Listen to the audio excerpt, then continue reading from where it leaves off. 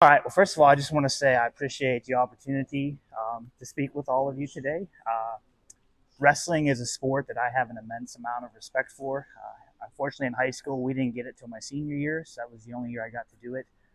But it's a sport that I'm a very big fan of and very passionate about. So having the opportunity to speak with you campers is, again, I really appreciate that. And so the piece of paper that I handed out to you is, I don't want to say it's any better or worse than any other form of training, right? I want to preface this by saying I don't think I know more than any other coach. I don't think my philosophy is necessarily better than any other coach. This is just how I would go about personally training a competitive wrestler if I were to work with them. Okay, so I want to get that out of the way. Um, and when we think about the sport of competitive wrestling, wrestling compared to the other forms of combat sports, so we're talking Muay Thai, Brazilian Jiu Jitsu, Judo, boxing, MMA, maximal strength is of far more importance in wrestling than it is those other combat sports. And if you really think about the basics of wrestling, that makes a ton of sense because we're clinching, we're pushing and pulling, we're literally trying to physically force our opponents into positions that they don't want to be in so we can either A, score points, or B, pin them to the mat. So the stronger we are, it's obviously going to be a lot easier to force people into positions that they don't want to be in. Conversely, if you're really, really weak, it's going to be awfully hard to do that. And so I think one of the biggest things that I've seen when it comes to strength and conditioning with wrestling is a bit too much of an emphasis on muscular endurance and not enough on maximal strength. Getting stronger in those big compound movements. We're talking like the back squat, the front squat, the bench press, the incline bench press, the deadlift, variations of the deadlift, conventional sumo, and of course like heavy barbell rows and stuff like that. Again, just from what I've seen, it seems to a lot of emphasis in wrestling is much more higher rep stuff and not as much towards maximal strength. And I bring that up because there are actual studies and research that shows when we compare elite wrestlers versus non-elite wrestlers, the elite wrestlers have a higher back squat, they have a higher bench press, they have stronger isometric back and leg strength, they have more lean muscle tissue and lower body fat percentage, and they also have more overall anaerobic power, explosiveness, etc. So it stands to reason if you want to be an elite wrestler, yes, it's important obviously to be on the mat and honing your technique and honing your craft, but also too utilizing the weight room to, I like to say, become as freakish as possible. You want to jump as high as possible, you want to sprint as fast as possible, and you want to be able to lift as much weight as possible. And so when we look at wrestling and really any other sport, the weight room is a means of general physical preparation. Okay? For anyone other than a competitive power lifter or weightlifter, the weight room is just a general means to improve athletic qualities that we can therefore try and transfer towards being better at our sport.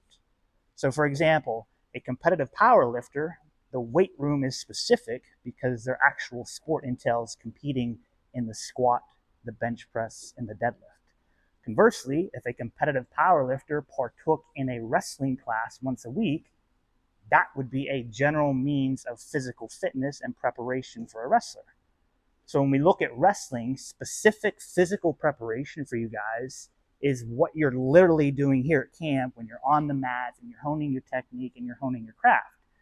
When you're in the weight room, that is a general means of physical fitness and preparation, and we want to utilize that to become as strong as possible, to become as explosive as possible. So therefore, we take those increased physical attributes in the weight room and we transfer them here on the mat to become better wrestlers. Does that make sense? Okay. And so I think it's important too, when you're getting ready to start a strength and conditioning program, regardless of whether it's for wrestling, football, or any other sport, that you have certain assessments, or what I like to say, key indicators of performance, right? Because we need to know, okay, is this program actually doing what it is supposed to do? So I see all have like notepads and pens. So these are just my overall beliefs on assessments that I would have wrestlers do over the first 2 to 3 weeks that I'm working with them, so that we can then test later on down the road to see if, hey, what we're actually doing is actually increasing our performance. And so when it comes to maximal strength, that one's kind of pretty easy. How much can you squat, bench, deadlift, or overhead press? Some variation of those big compound movements. Again, you could sub in a front squat instead of a back squat. You could do a sumo deadlift instead of a conventional deadlift. But that is obviously the simplest means to test our maximal strength. And if we're getting stronger, you could also, too, for less advanced athletes, do a 3 or 5 rep max as opposed to a 1 rep max for lesser advanced athletes, okay? So that's maximal strength. So then we look at muscular endurance, because obviously wrestling is very physical, very taxing. I'm sure everybody's heart rate is pounding after one period, right? So some key indicators or assessments that I like to use to assess muscular endurance is how many push-ups can you do until failure? How many pull-ups can you do until failure? We want to utilize a core exercise. So a simple basic, how long can you hold a front plank? And then for the lower body, I personally like to utilize an isometric lunge. How long can you hold an isometric lunge in each leg? Okay, so those are assessments that you can utilize to measure and come back down the road to see if your muscular endurance increased. So we've talked about maximal strength assessments. We've talked about muscular endurance assessments. And now we're going to talk about explosive power assessments, right? So that's obviously very important too. So I personally like to utilize, for vertical power assessments, I like a standing overhead medicine ball throw. How far, how many feet, how many yards can you throw a 8 to 10 to 12 pound medicine ball overhead, okay? And or you could also utilize a standing vertical jump. So no running start, just from a standstill, squatting down, jumping up. I'm sure you have all seen like the Vertec machine or the jump mats. Standing vertical jump. So those are two assessments that we can utilize for vertical power. When it comes to horizontal power and speed, we can look at our broad jump, and then I'm a huge fan of sprinting, and we want to look at a 10-meter sprint. So how fast can we run 10 meters, right? And then over time, obviously down the road, 3-4 months down the road, we obviously want to test those assessments. And then finally, we want to take a look at our anaerobic endurance and our aerobic endurance. And two of my personal favorites are a 1.5 or 2 mile row. I personally am not a big fan of running because it's a lot of impact on the joints and stuff. So I like to use like the bike or the rower. But if you're a fan of running, by all means, you can utilize running instead of rowing. But that's just my own personal assessment that I like to utilize for aerobic endurance, is a 1.5 or 2 mile row. And then for that anaerobic explosive power, that short burst, 10 to 30 seconds, how fast can you accumulate 21 calories on the assault bike? Okay, so those are the 4 basic assessments: maximal strength, muscular endurance, anaerobic and aerobic endurance, and explosive power, that I like to have people that I work with, like if I were to hypothetically work with you in a one-on-one scenario, we wouldn't do all of those assessments in week 1, but over the first 2 to 3 weeks, we would perform all of those assessments and then come back to them at a later time to see the progress that we made. Does that make sense? So we want to, again, have exercise indicators, assessment indicators, and stuff like that. So when it comes to the actual structure, if you look at the week that I handed out to you, I like to program it this way because it's a lot easier for non-full-time competitive athletes. If you don't have school requirements, if you don't have job requirements, then I would actually prefer a high-low split. And what I mean by that is I would combine the sprint, the jump, the med ball with the total body weight training on one day, and that is your high-intensity training. And then on the next day would be the lower conditioning training, the cardiac output here, and the bike tempos. But this template here tends to work better for, again, those who are full-time athletes, have jobs, school requirements, etc. So, and I'm a fan of total body structure, right? So when we look at like the structure of how we want to set up our total body weight training program, I believe we should hit 2 anterior and 2 posterior movements on each body part every day. And so what I mean by that is, for example, an anterior movement that you could utilize on your total body weight training day for the lower body is a back squat. A posterior lower body movement that you could utilize on your total body training day is some sort of hinge, whether it's a Romanian deadlift, a pull through, a standing good morning. When we look at an upper body anterior movement for our total body weight training day, that could be any form of pressing movement, whether it's with a dumbbell or a barbell. So we're talking overhead press, bench press. You could even utilize push-ups if you wanted to. And then for a posterior upper body movement on our total body weight training day, that would be any sort of pulling motion. It could be all of the different pull-up and chin-up variations. It could be dumbbell rows. It could be barbell rows. It could be hand over hand pulling with the sled. That's a phenomenal exercise for grip strength too. So those are the things that I like to include in a total body day. And then you supplement that with sprints, jumps, and medicine ball throws. Okay? And so when we're trying to develop explosive power, I want you to write this down because I think it's a key point that often gets overlooked. Okay? When you are trying to physically become faster and more explosive, it is important that you have full recovery between every rep. So for example, if you look at the sample program that I handed out to you, when you have the 10 by 10 meter resisted sprints, the late great sprint coach, Charlie Francis, had a suggestion of for every 10 meters that you sprint, you should rest at least 1 minute. So in the sample workout here, when you do that resisted sprint for 10 meters, you should rest at least 1 minute after each sprint to try and fully recover in between each reps. When we don't fully recover in between sprint reps, we're then no longer training for maximal speed and explosiveness, and we're turning the workout into speed endurance, which is an entirely different quality that we're not looking to get with the workout. And the same thing applies with box jumps and medicine ball throws. So many people will do a box jump, hop right off, do another one, hop right off, do another one, hop right off. Okay, so for the example here, we have standing box jumps 3 times 5, right? After every jump, I would rest a good 10 to 15 seconds before going into the next one. Because again, if we just go right back into it, then we're not really getting the physical quality and adaptation that we are actually seeking, okay? And then another key point when it comes to wrestling is we know that some injury areas that are very common in wrestling is like the ankles, the knees, and the shoulders and stuff. And so those are areas that I personally like to address either in the active dynamic warm-up, which obviously I didn't have time to just write up an entire active dynamic warm-up for 6 different workouts, but you can include that type of prehab work, the ankles, the knees, and the shoulders in 2 different scenarios. I like to program it either in the actual warm-up before the main session, or I like to throw it in post-workout as well too. And then another thing that I think is very, very important for wrestlers is do at least some type of carry once a week, whether it is a bear hug carry, a fireman's carry, a farmer's walk, etc. Those things have immense value when it comes to wrestling because of the increase in the grip strength, etc.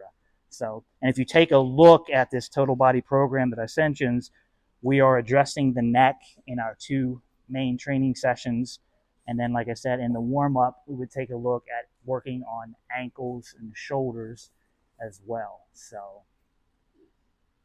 And so the one thing I wanted to do, because I think Yuns actually get more out of it than me just rambling on, is I wanted to open up the floor for any questions about strength and conditioning for wrestling, and then any questions about this sample workout program. So if anybody has any questions they would like to ask, feel free to raise your hand and I will answer it as best as possible.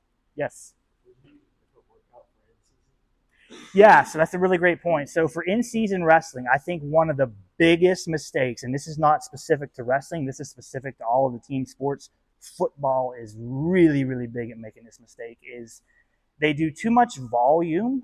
And what happens is when you do volume, volume creates more residual fatigue than intensity does. So, for example, you'll see a lot of times in in-season programmings, the percentages will be very light, 60 to 70%, but the volume will be a little bit high. We're talking 3 to 4 sets, maybe 6 to 8 repetitions. It all sounds nice in theory because you're not doing a lot of weight, but that's a lot of repetitions when you factor in the demands of the season, right? And so that residual fatigue takes a lot longer to dissipate. Me personally, when it comes to in-season lifting, I think the best way to maintain your strength is working at higher intensities and much lower volumes. So, for example, working at 80 to 85% of your 1 rep max in any of the big lifts for anywhere from 2 to 3 sets of 2 to 3 reps.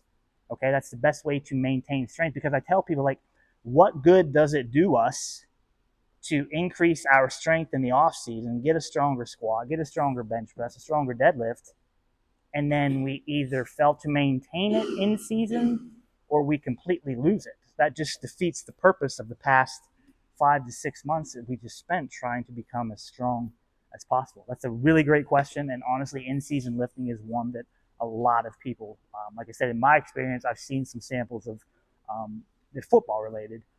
The programming is very, so great question.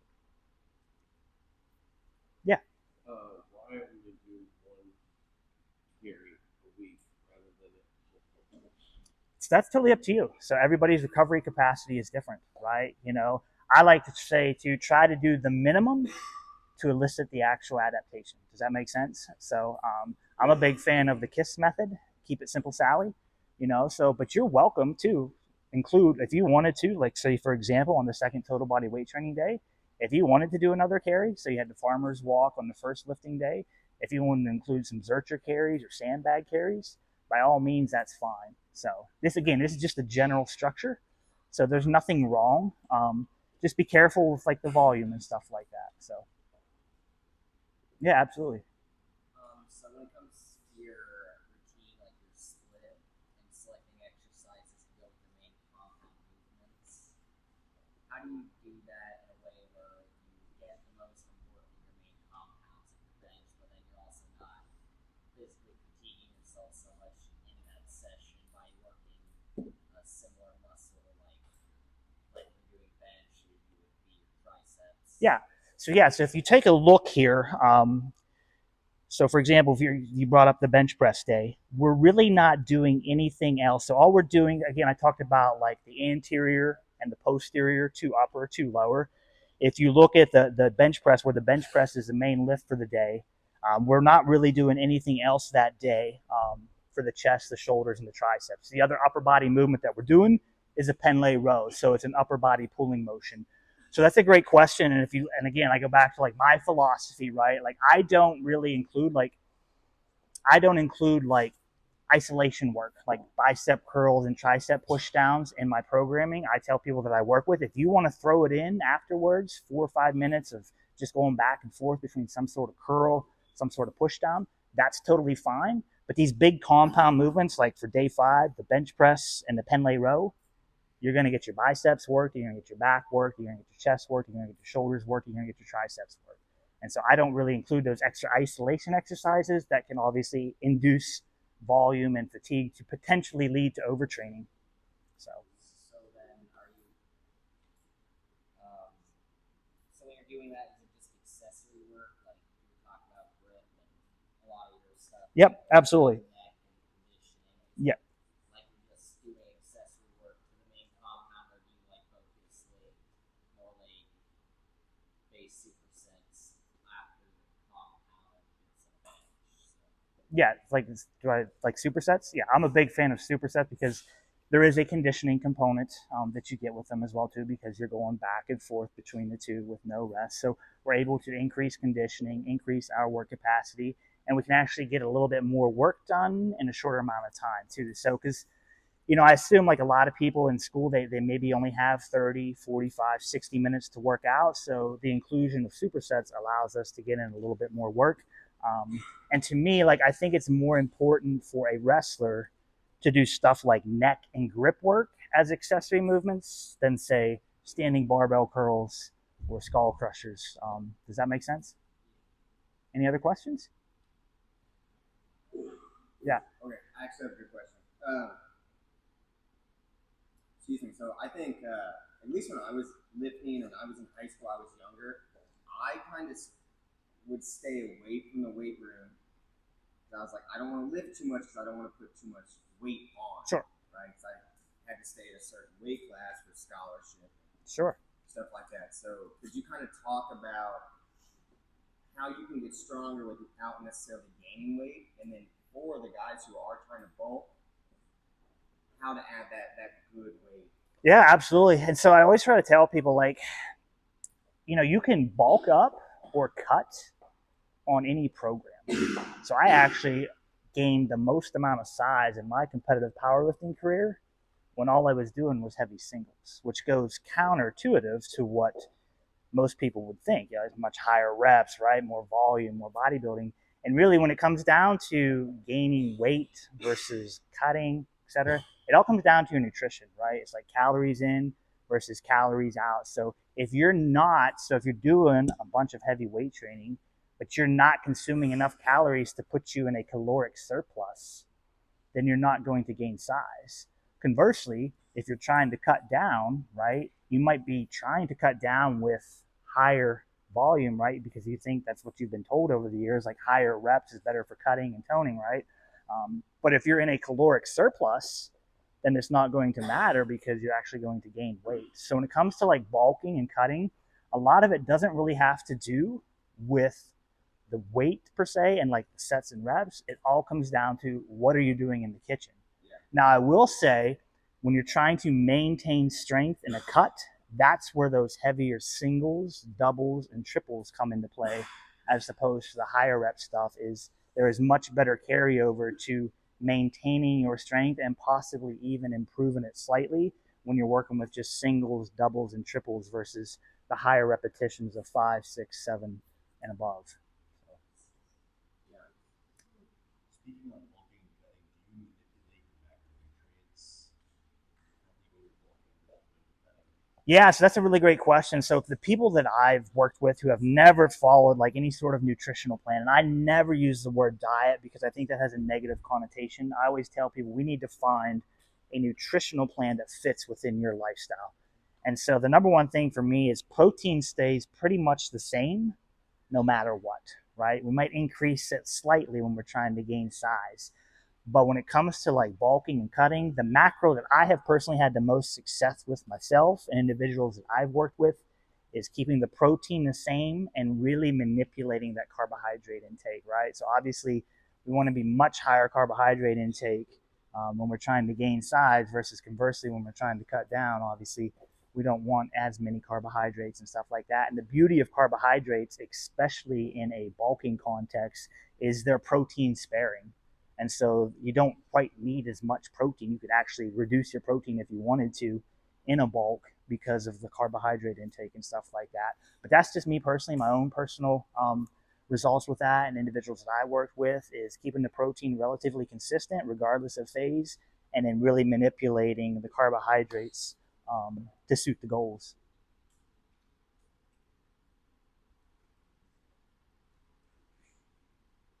Yeah. Did you touch on the part about the easiest way to become stronger, faster? Oh yeah, explosive? yeah. This is something I talked about in my last seminar. But I want to preface this by saying this is mostly like beginners to intermediates, sometimes advanced, but this mostly qualifies for beginners and intermediates. One of the easiest ways to become more explosive, if we never did a single sprint, jump, or medicine ball throw, is to simply increase our strength relative to our body weight.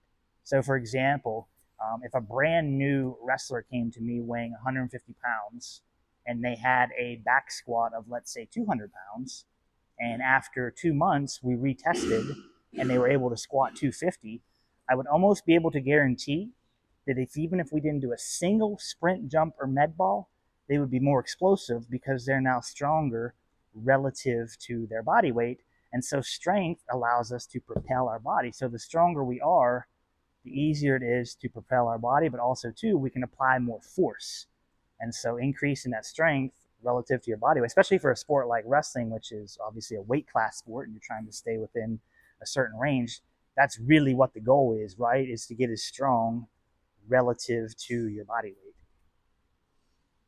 But as you get more advanced, though, there does come a point where, okay, just increasing that squat or deadlift isn't necessarily going to increase our explosiveness. That's where the more advanced plyometrics and the sprint work comes in. So,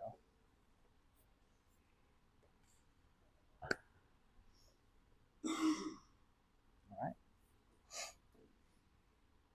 Yeah. Do you recommend like taking food? Because like I know you retain a lot of water while taking creatine, and that's not good for Yeah, no, I think every athlete should take creatine. I mean, it's time tested. It's had more clinical research studies done on it than almost any other supplement. There's almost next to no side effects outside of, it is a shell volumizer, so it thrives on hydration, right? So it's important to drink a lot of water, get our electrolytes in, and stuff like that. But yeah, the benefits of increasing your explosive power, increasing your endurance, but also too, more and more studies are now showing that you get around 10 grams a day, that really starts to saturate the brain, and creatine's been shown to start to have some incredible cognitive effects for the brain as well too. So, and it's the best bang for the buck product on the market. You can go and buy any form of creatine monohydrate, and it's like 45 cents at the most expensive a serving. So it's great bang for your buck. But I would also say too, when you're buying creatine monohydrate, look for Crea Pure as the main ingredient. Crea Pure.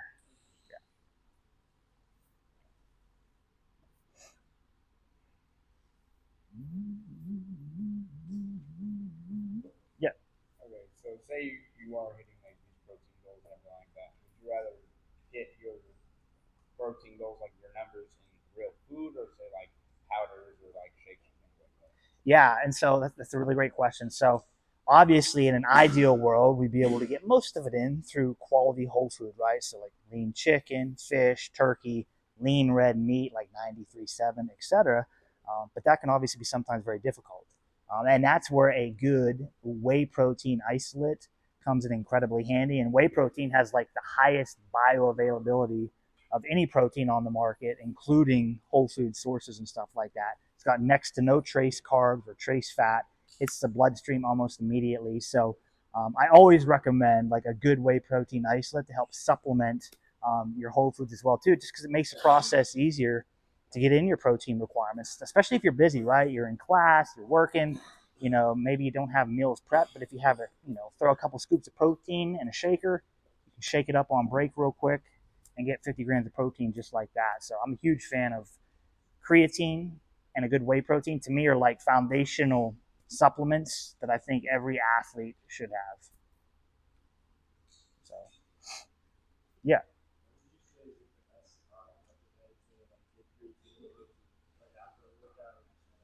Yeah, so I mean, I like to take it pre-workout and then post-workout. So post-workout, especially like the whey protein isolate, hits the bloodstream in like 30 to 40 minutes. So that gets that recovery process started just like that. And then, of course, pre-workout with the creatine, obviously that gives us the benefits of increased endurance, increased power, etc. On your days off from the gym, you can pretty much take your creatine whenever. I personally, myself, and the clients that I work with, I always recommend them take it first thing in the morning. But you could really take it on your days off anytime if you wanted to. And that's another thing too I would bring up. If you are trying to bulk up, and even if you really aren't, I would try and have most of your carbohydrates, if you can, around your workout time. So like pre-workout, post-workout, have most of your carbohydrate intake throughout the day right around those two windows. Yeah. Okay, so I have a question. So, time frame wise, how long? Kind of speaking for most of the kids in here are pretty good athletes. Yep. Okay, time frame wise, like how fast would they be able to transform kind of their body to go from maybe a little bit softer physically to by the time season got here, kind of be a force. Yeah, absolutely. So I would say this just through my own experience working with people. I always tell them this in like the initial consultation process: consistency wins, right? And so as long as you show up consistently and you put in the work, not only in the gym but in the kitchen as well, and that's going to be the most important thing if you want to like transform that physique. It really doesn't matter so much what we do in the gym. Obviously, what's most important if you're trying to transform that physique is what you're putting in your mouth is the most important thing. But if you are consistently following a good nutritional plan and consistently hitting the weights, I think everyone in here would be surprised just how much progress they could make. You could probably put 50, 75 pounds on all of your big lifts. You could probably add several inches to your vertical jump and your broad jump. You could probably shave off a couple tenths of a second, half a tenth of a second on that 10-yard sprint and stuff like that. I mean, it really just comes down to you, and then of course too genetics, right? Everybody's genetics are differently. So some people, they adapt much quicker to training than other people do. But the most important thing is just consistency wins. So, but it can happen a lot quicker than I think everyone in here probably thinks. Yeah. If you have 4 months to work before the next wrestling season, there is so much progress that you could make between now and the start of wrestling season. It would probably blow your mind, honestly. It really would. Yeah. How would you alter your weight program, say, like rehab? Yeah, that's a great question. So that becomes very, very specific, obviously, too, and you try to work around those issues. So I've never been a fan of someone who's like injured, like completely stepping away from working out. Like we'll work around that injury no matter what we do.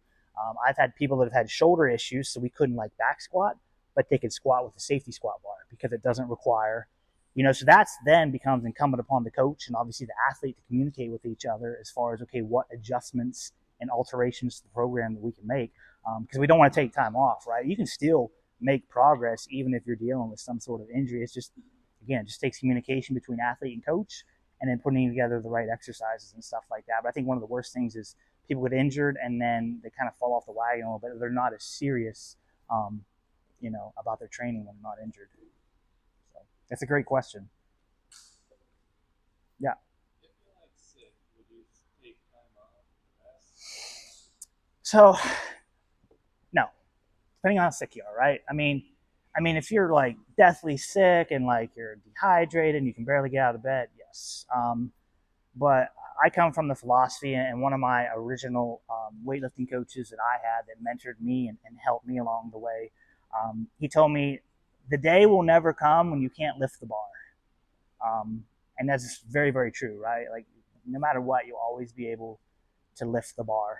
And so he termed it as floating pain, right? Like something is always going to be aching here a little bit, that sort of stuff. And I like to say there's a difference between a little bit of pain and then like acute sharpness and injury, right? And so that's really, again, if you're like deathly sick, right? You got a super high fever, you can barely get out of bed, you're throwing up, yes, obviously take some time off. But if you're just running a little bit of a fever, a little bit of a cough, I'm a believer in working out. Some of my best workouts came when I felt like crap, to be honest with you, and stuff. And that's another thing my weightlifting mentor told me is your body will lie to you. How you feel is a lie. Sometimes, even if you're not sick, right? Maybe you've had a long day, you're tired, you're stressed, and you don't want to work out. And what's crazy is when I hit my biggest squat ever, it was one of those days where I wasn't even going to go to the gym and just everything felt super light. Conversely, there are days where you're super hydrated, you got plenty of rest, you think this is going to be the greatest workout ever, and you get in there and it stinks. And so I would try to tell people strength fluctuates, right? And so it's very hard to predict until you actually get under the bar and start loading weight.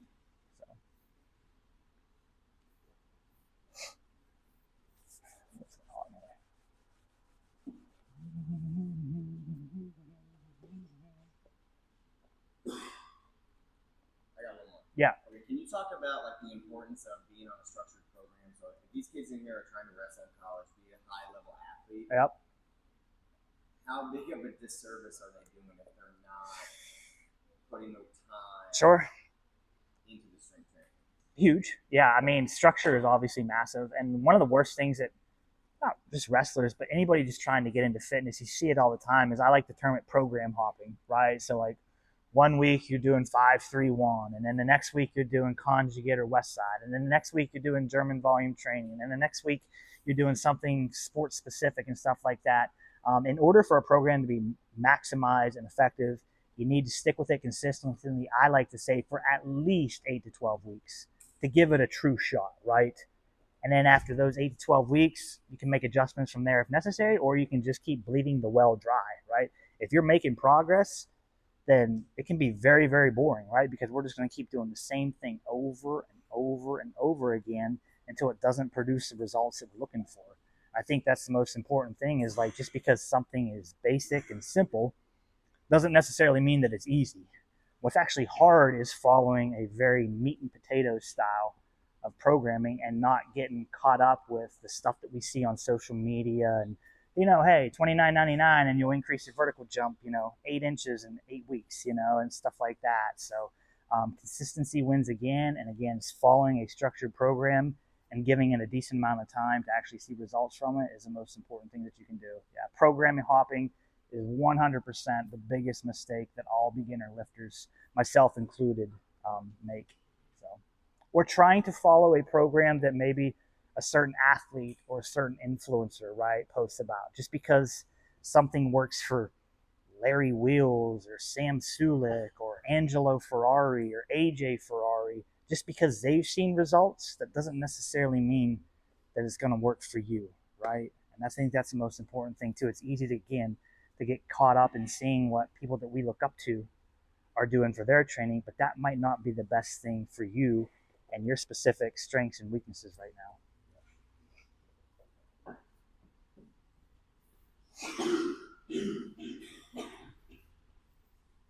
And I just want to leave you guys with this, and it's win forever. And that's a philosophy that I'm big on with my clients, try to hold myself to as well too. And what I mean by win forever is try to do things no matter what it is you're doing, whether it's wrestling practice, whether it's in the weight room, or whether it's even flipping burgers at McDonald's. Try to do things better than they've ever been done before. And that's kind of like the philosophy that I like to, try to utilize with my clients and my own self as well too. So, we do that. We try to be better than it's ever been done before. It gives us a chance to win forever. So